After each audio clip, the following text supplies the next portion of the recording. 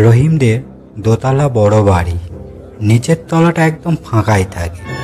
সে নিচে সদর দরজার কাছে একটা ঘরে একাই শোয় এবং তার কোনো কিছুতেই ভয় নেই। আজ যে তাদের পাশের বাড়ির ছাদে একটা জলজান্ত খুন হলো, এত হইচই, এত কান্নাকাটি, এবং তারই ঘরের পাশের গলি দিয়ে যে সেই রক্তাক্ত মৃতদেহটা মোটরে করে হাসপাতালে নিয়ে গেল, এতেও রহিমের ঘুম ভাঙেনি। তার মা তাকে জাগাতে এলে সে বলে, পায়ের দিকে জানালা একটু খুলে দাও তো, যা গরম পড়েছে আজ। আজ আর নিচে শুয়ে কাজ নেই বাবা, চল ওপরে গিয়ে শুবি। কিসের তোমার এত ভয় বলো তো? এত গোলমালে সেই খুনিটা তো আর ঘাপটি মেরে বসে থাকেনি। কখন দিব্যি সে সরে পড়েছে? সে আবার এখানে ফিরে আসবে নাকি? না, তবুও তুই ওপরে চল। তুই এ ঘরে থাকিস বলে রাত্রে আমার ঘুম হয় না, চেঁচালেও শুনতে পাবো না। চেঁচানি তো আমাদের শুনতে দেবো নাকি ভেবেছো? যদি সেবাটা আসে তার টুটি টিপে দম বন্ধ করে দেবো না? কিন্তু দাদা, ধর যাকে মেরেছে সে যদি জানলা দিয়ে এসে মুখ বাড়ায়, তখন তুই কি করবি? আরে তার মুখটা ভালো করে দেখার জন্যই তো পায়ের দিকে জানালাটা খুলে রাখতে বললাম। মুখ যদি বাড়াই বা, তবে না দুটো গল্প করা যাবে। কোনো কিছুতেই রহিমের ভয় নেই। তার স্কুলের বন্ধু কত ষড়যন্ত্র করে তাকে ভয় দেখাবার চেষ্টা করে। রাত্রিবেলায় জানলা দিয়ে হাত বাড়িয়ে মশারি দড়ি ধরে নাড়ে, দরজায় ঢিল ছুঁড়ে বিকট স্বরে হরি বললেন।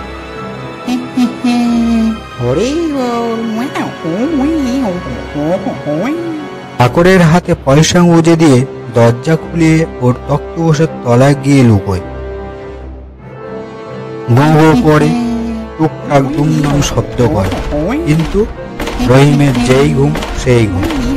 শেষকালে আঁশশোলার উৎপাতে ওরাই বেরিয়ে আসতে পথ পায় না। শেষে গায়ে ঠেলা দিয়ে জাগিয়ে বলে, কোনো কিছুতেই তোকে ভয় দেখাতে পারলাম না রে রহিম। যে দুবেলা নিয়মিত ডন বইটা করে তার আবার ভয় কিসের?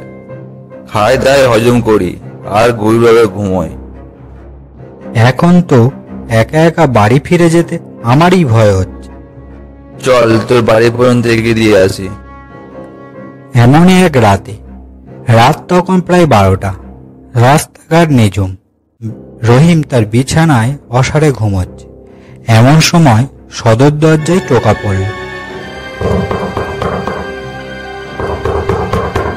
কে যেন গলা খাকড়ে ডাকলো, রহিম, এই রহিম। সাধারণত এত সহজেই রহিমের ঘুম ভাঙে না, কিন্তু সেই অস্ফুট কণ্ঠের ডাক শুনে চট করে তার ঘুম ভেঙে গেল।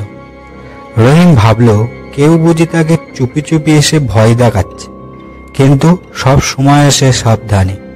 জোরে ডাকলে সে তেমনই ঘুমোয় বটে, কিন্তু আস্তে ডাকলে জেগে উঠতে জানে। পাছে লোকটি যদি সাড়া পেয়ে পালায়।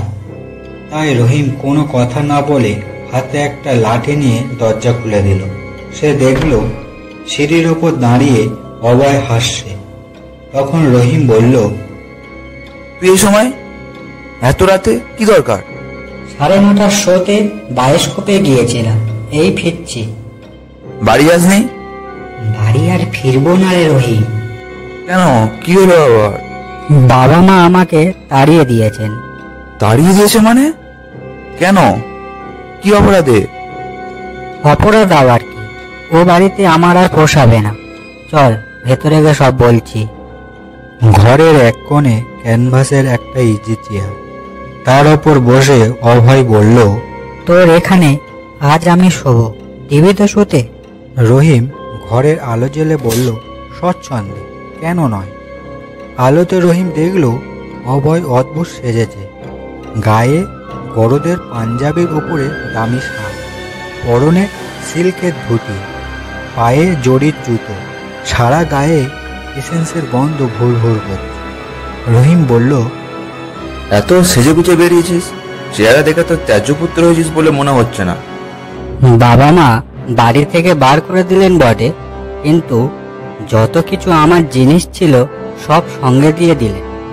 আর বললেন, এই নাও তোমার জিনিসপত্র, আর এমুখো হয়েও না বাচ্চাদের, যেখানে খুশি বেরিয়ে পড়। সেই যে মেলা থেকে কেনা ভান্ডারটায় রোজ 2 আনা 4 আনা করে জমাতাম রহিম, সেই ভান্ডারটা ভেঙে সব খুচরো শিখি আদুলি আমার পকেটে দিয়ে বললেন, যেখানকার খুশি টিকিট কেটে ভেঙে পড়ো, তোমার এই কালো মুখ আর দেখতে চাইনি। কিন্তু তুই কি করেছিলি শুনি? বলছি, আগে তোর ম্যাপের বইটা দে তো। কি করবি তুই? একটা জায়গা খুঁজে বের করব খুব দূরে, যেখানে মানুষ সহজে যেতে চায় না। ধর গ্রিনল্যান্ড, বছরে 6টা মাস সেখানে রাত, কঠিন বরফের দেশ, পড়িসনি ভূগোলে? কিন্তু পকেটে তো মাত্র কয়েকটা খুচরো টাকা দেখতে পাচ্ছি, ওই নিয়ে তুই গ্রিনল্যান্ড যাবি? দেখবি দেখবি, এমন জায়গায় যাবো আমি যেখানে যেতে ভাড়া লাগে না। আপাতত দেখছি সেই জায়গা তো আমার শোবার ঘর। তুই পাগলামো করিস না অভয়, চল তোকে বাড়ি রেখে আসি। বাবা মা বকে থাকবে, কিন্তু এখন নিশ্চয়ই তোকে ব্যস্ত হয়ে খুঁজে বেড়াচ্ছেন। খুঁজুন গে, কিন্তু একবার যখন বেরিয়েছি আর আমি ফিরছি না। জাহাজে করে স্পেনে যাব, সেখান থেকে কলম্বাসের মতন নতুন মহাদেশ আবিষ্কার করতে বেরোবো। জাহাজ না পায়, সঙ্গী না পায়, তবু আমি পেছপা হব না। নে আলোটা এবারে নেবা, আজ রাতটা তো এখানে ঘুমোয়।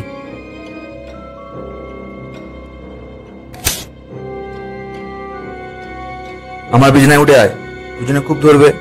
না না, আমি চিত হয়ে আরাম করে শুতে পারবো না, আমার মেরুদণ্ডে খুব চোট লেগেছে। এই বেশ ঘুমোতে পারবো এখানে। একটা বালিশ এগিয়ে দে দেখি।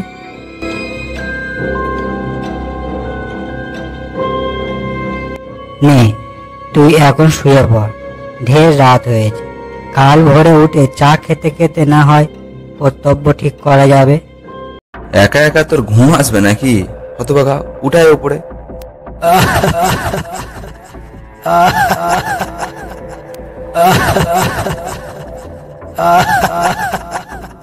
পাগল, ঘুম আসবে না? স্কুলে বেঞ্চের উপর দাঁড়িয়ে পর্যন্ত ঘুমোয়, আর এ তো দিব্যি মোলায়নের চেয়ার। কলম্বাসের মতন যে দেশ জয়ে বেরোবে, তাকে খালি গায়ে শীতের রাতের শুকনো কাঠের ওপর শুলেও বেমানান দেখাবে না। থাক, তোকে আর বকাবো না, তুই ঘুমো। রহিমের একটুতেই ঘুম আসে, কিন্তু অনেকক্ষণ চুপ করে চোখ বুজে থেকেও কিছুতেই আজ তার ঘুম এলো না। সে ভাবল অভয়ের সঙ্গে আরো খানিকক্ষণ গল্প করা যাক, তাই চোখ না মেলেই সে ডাকল, অভয়, এই অভয়। অভয়ের কোনো সাড়া শব্দ নেই। মেরুদণ্ডে চোট পেয়েও ঘুমের তার এক বিন্দুও ব্যাঘাত হয়নি, তাই আবার ডাকল, অভয়, এই অভয়। সেই অন্ধকার কালো রাত্রি আরো হলো নিস্তব্ধতা। রহিম লাফিয়ে উঠে বসল। সে দেখল ঘরের কেউ নেই। চেয়ারের ওপর বালিশটা কুঁচকে পড়ে আছে, দরজাটা খোলা। রহিম ঘর ছেড়ে সদর দরজার কাছে এসে দেখল সদর দরজাটাও খোলা। সে ভাবল অভয় নিশ্চয়ই বুঝি তাকে ভয় দেখাবার নতুন ফন্দি করেছে। রহিম রাস্তায় নেমে পড়ল। কোথাও একটা জনপ্রাণী নেই। নিচে চলার শব্দ ও নিঃশ্বাস ছাড়া একটা সামান্য শব্দ সে কোথাও শুনতে পাচ্ছে না। সে আবার ডাকল, অভয়, এই অভয়।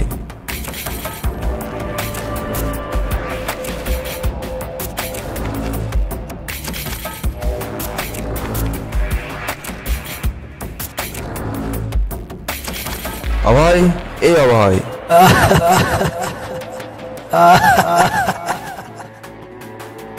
কোথায় গিয়েছিলিস তুই? বারে, এই তো এইখানে তোর পাশেই দাঁড়িয়েছিলাম। ঘরের মধ্যে ভীষণ গরম, অত গরমে কখনো ঘুম আসে? গরম? গরম কোথায় রে পাগলা? এই কনকনে শীতের রাতে তোর গরম লাগছে? গরম বলে গরম, চারদিকে যেন দাউ দাউ করে আগুন জ্বলে উঠছে, টিকতে পারছি না। চল রাস্তায় একটু হাঁটি। রহিম ভাবল মন্দ না। বেড়াতে বেড়াতে গল্পের ফাঁকে অভয়কে তাদের বাড়ির দরজার কাছে নিয়ে গিয়ে পূর্ণবাবুকে ডেকে তারই ছেলেকে তার হাতে ধরিয়ে দেব। চল যাওয়া যাক। দুই বন্ধু বড় রাস্তায় এসে পড়ল। কারোর মুখে কোনো কথা নেই। রহিম একটু পর বলল,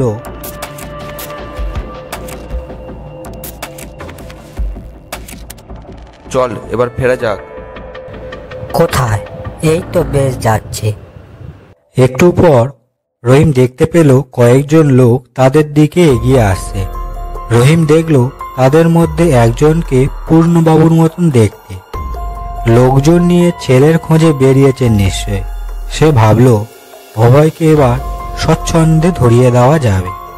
তাই অভয়কে বুঝতে না দিয়ে সে বলে উঠল, হ্যাঁ, আর একটু বেড়ায় আয়। বুনেনে শিগগিরি। বাবা, মেজরা, নকাকার, আমাকুড়ো সব যে এসে পড়লেন। এরই নয়, শিগগিরি তুলে নে পয়সাগুলো। আহমক, আমাকে এক্ষুনি পালাতে হবে। রহিম এরই জন্য আগে থেকে প্রস্তুত ছিল। সে তাড়াতাড়ি অভয়কে দুই শক্ত হাতে চাপটে ধরে বলল, কিন্তু যাবি কোথায় তুই? তোকে ধরিয়ে দেবো না আমি? কিন্তু কোথায় অভয়? রহিম শুধু দুই হাত দিয়ে নিজের বুকটা চেপে ধরল। অভয় কোথাও নেই। রহিম খুব ভয় পেয়ে গেল। সে ভাবল নিশ্চয়ই ও পাশের গলি দিয়ে পালিয়েছে। পূর্ণবাবুকে তার কাছে আসতে দেখে সে বুকে সাহস এনে বলল, আপনারা অভয়কে খুঁজতে বেরিয়েছেন তো? সে এই গলি দিয়ে পালিয়েছে। আসুন আমার সঙ্গে। খুব জোরে ছুড়লে এখনো তাকে ধরে নিতে পারবেন। আমি তাকে ধরে রাখতে পারলাম না। আপনারা কেউ ওদিক দিয়ে যান, আমি এদিক দিয়ে যাচ্ছি। ওইখানে কোথাও লুকিয়ে আছে নিশ্চয়। ওই আমার অভয়। অভয় আর নেই, ওই দেখো। বলরি রোল, বলরি রোল, বলরি রোল, বলরি রোল, বলরি রোল। আজ বিকালে সে গাড়ি চাপা পড়ে মারা গেছে। মিথ্যে কথা। সে এতক্ষণ আমার সঙ্গেই বসে গল্প করলো। দুজনে বেড়াতে বেরোলাম। কেন আপনারা মিছিমিছি আমাকে ভয় দেখাচ্ছেন বলুন তো? সে বলল আপনারা নাকি তাকে তাড়িয়ে দিয়েছেন। সে স্পেনে যাবে, সেখান থেকে জাহাজে করে আমেরিকা যাবে। কত কত কথা বললো সে আমার সঙ্গে। আমাকে পয়সা দিতে চাইলো। আসুন না আমার সঙ্গে। এই গলিতে কোথাও সে লুকিয়ে আছে। তাকে আমার ঠিক ধরে বের করবো। তুমি এবার বাড়ি যাও রহিম। অনেক রাত হলো, এখানে আর দাঁড়িয়ে থেকো না। পূর্ণবাবুরা চলে গেলেন। রহিম হতভম্বের মতন তেমনই দাঁড়িয়ে রইল। ব্যাপারটা সে কষ্ট করে এখনো বুঝতে পারছে না। সে ঘুমিয়ে স্বপ্ন দেখছে না তো? সে ভয়ে পাথর হয়ে গেছে। আর কেবলই মনে হচ্ছে পূর্ণবাবুরা কালীঘাটের দিকে ঘুরে গেলেই পাশের গলি থেকে অভয় বেরিয়ে আসবে। অভয় আবার বেরিয়ে আসবে ভেবেই রহিম হঠাৎ আত্মস্বরে চেঁচিয়ে উঠল,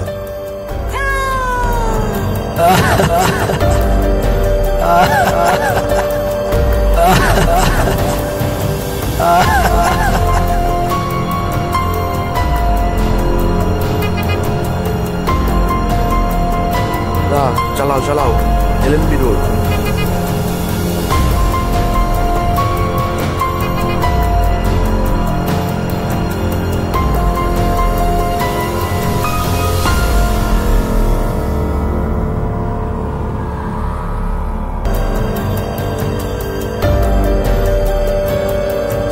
দাদা খুব জোরে, আরো জোরে চালাও।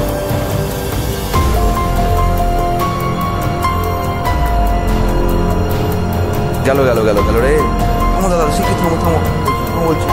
क्या हुआ दादा बाबू?